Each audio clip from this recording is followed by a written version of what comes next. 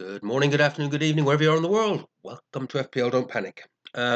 Firstly, apologies. Video's coming out late this week. I have had technological meltdowns, and I'm still not sure I've solved them all. Yeah, apologies, guys and gals. I will just while I'm sort of working this all out. I think I did a software update, and I think it's just thrown everything into chaos. It's taken me a couple of days to try and get anything working properly again. So what I'm going to do is two short videos and a longer one this week. This first one, just a quick review of game week 7. Second one will be Bishop Brennan Cup. And third one will be a probably more comprehensive video.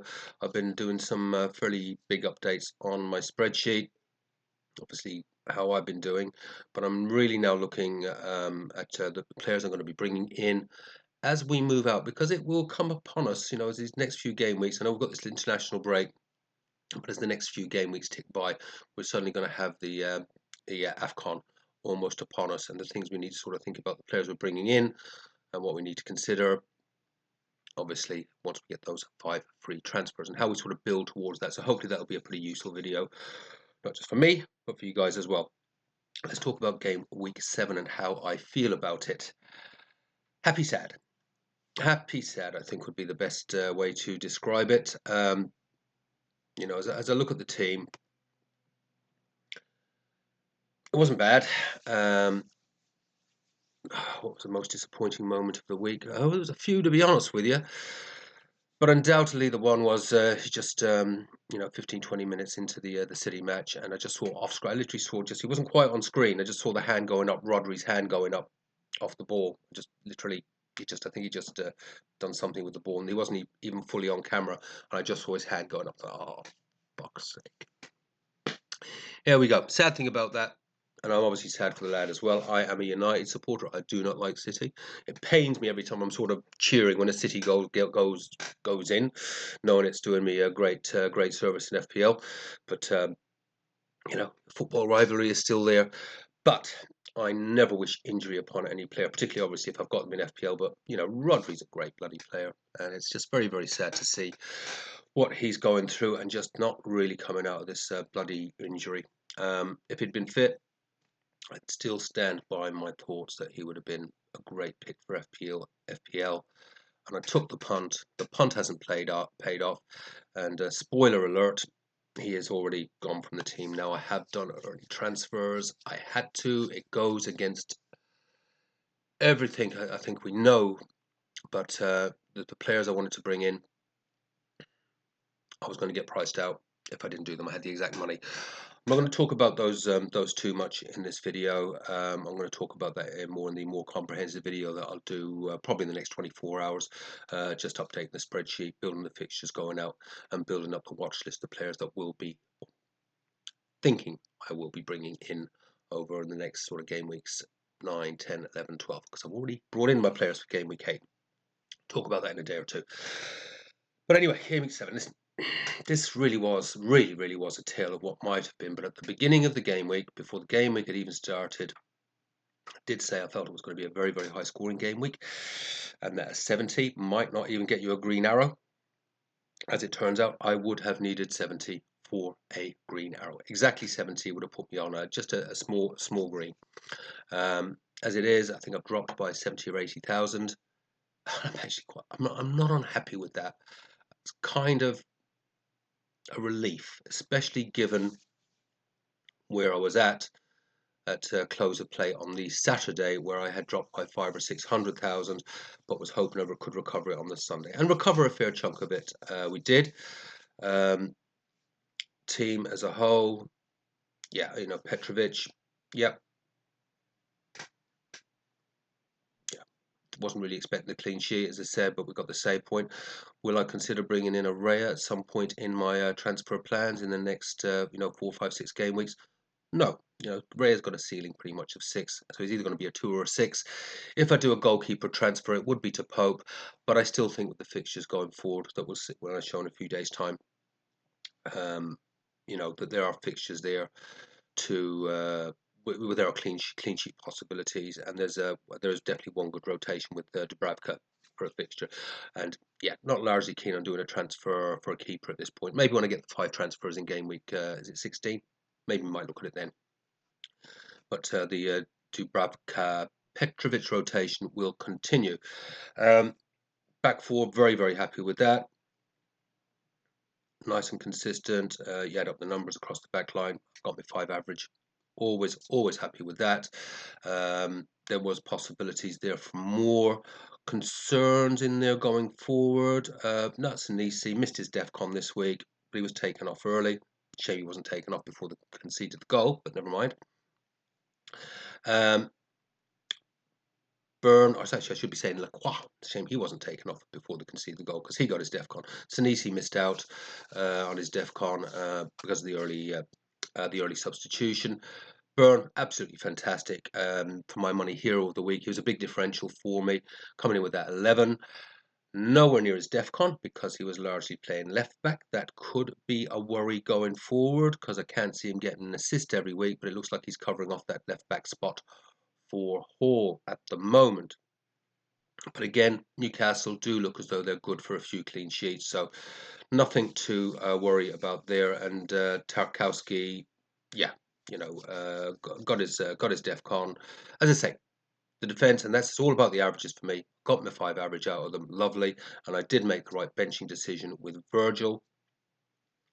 And at some point in the not too distant future, not for game week 8, but maybe in 9, Virgil could well become an Arsenal defender, whether that's Timber or whether I do go Gabriel. It's not quite a toss-up. I think I prefer Timber. I'll talk about my squad structure and where I'm taking it. And it's actually not so much about the players that I'm bringing in, about the profile of player and where I see this squad actually going and the balance between the haulers, the goal scorers, and your DEFCON guys, and getting that balance right so I can achieve, hopefully, roughly that 70 points per week. And since I wildcarded, I have largely been achieving that. I mean, I have actually been achieving it. What have we had? We've had 78 and 67 here, 69, 73.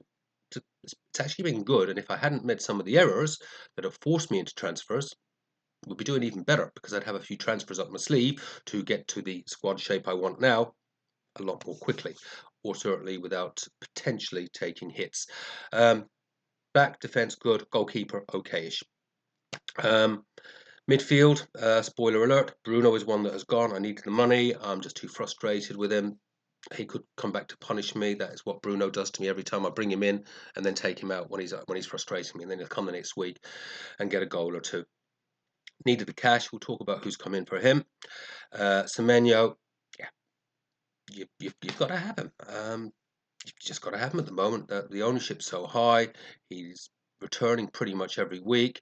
There's the whole potential there, as we can see. We know he can score against any team. We saw that obviously against Liverpool, etc. So I think you just have to have him. If the returns dry up, they dry up. But at the moment, he really is the talisman of that team. He's at the pointy end of everything. He's getting off the shots. His finishing is definitely better than last year. Kind of have to have him. Foden, this again goes into the tale of what might have been. Could so easily had 2 goals, couldn't he? Really, so easily could have had 2 goals, and Bruno could have had a goal as well. He hit the post. This really is 67 could have so easily have been a bloody 87. I think Foden could have had a couple of goals. Bruno could have had a couple of goals, or certainly 1 goal. Mateta, oh my God, Mateta, 1, 2, 3, 5 or 6 goals there between those 3 players, between Bruno, Foden, and Mateta, and good chances that a percentage of them should have been hitting the back of the net, but they didn't. They didn't. And as I say, Rodri, I just got it for the lad, to be honest with you. It's a failed experiment. If it had come off, we'd have been proclaiming my genius, but it hasn't come off. Could it have come off with if he hadn't been picking up the injuries? I saw signs of promise there a couple of game weeks ago when he hit his DEFCON, was controlling the game.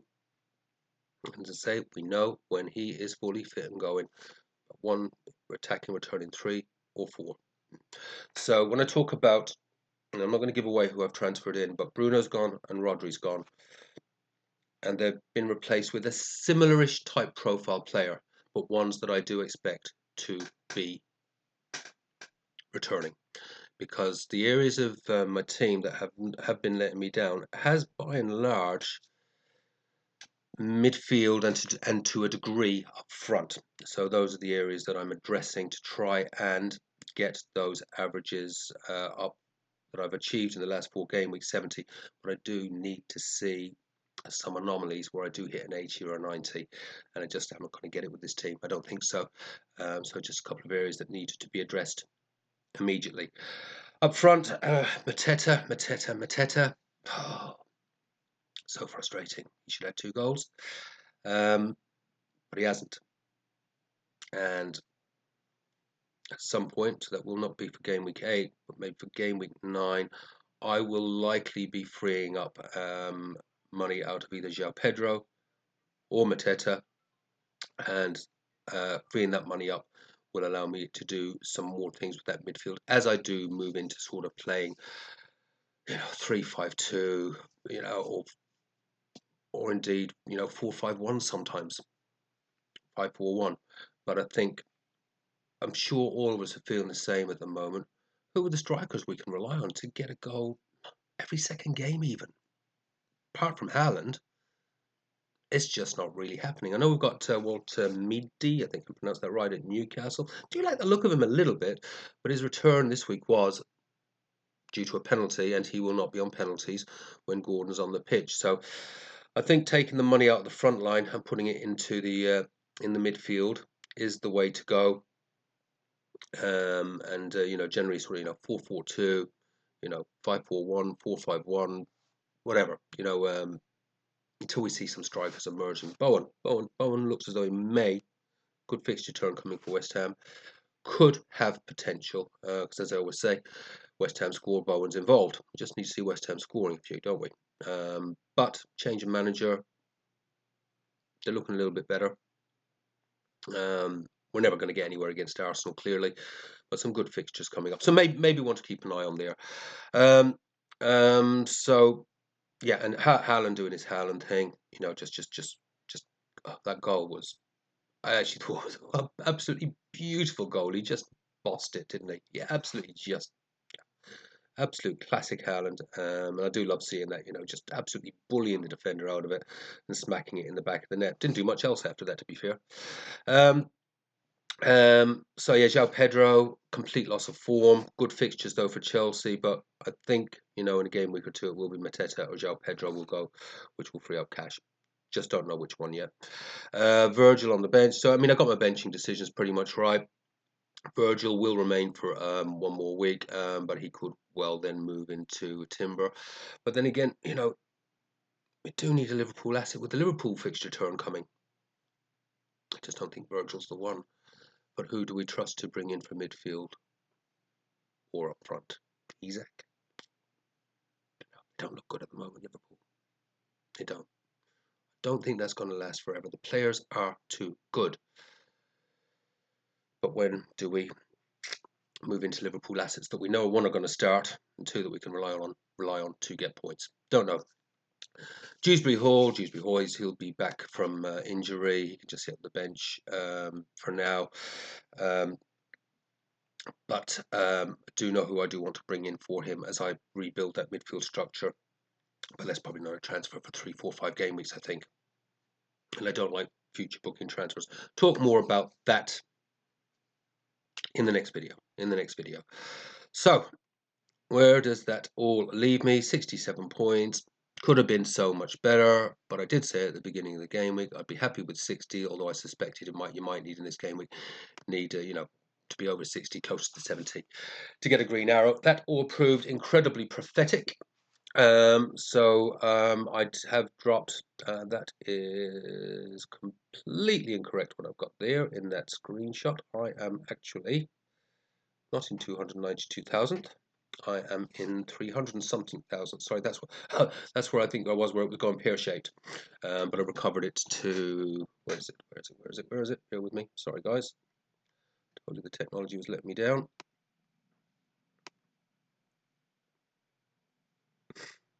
Yeah, 370 something, 370 something thousand. So that bit was incorrect. Sorry, guys. But game week points 67. That keeps my average to keeps it pretty much on that 63. So still at -7, trying to scrape towards that 70. Number one points is now they're on 567, and their average, the number one average. So sorry that game week 6 is not filled out. I forgot to do it last week. Number one average, 81 points, so we're seeing that slowly coming down. And 50k points, 473 would have you in the sort of top 50k, and the 50k average about 67.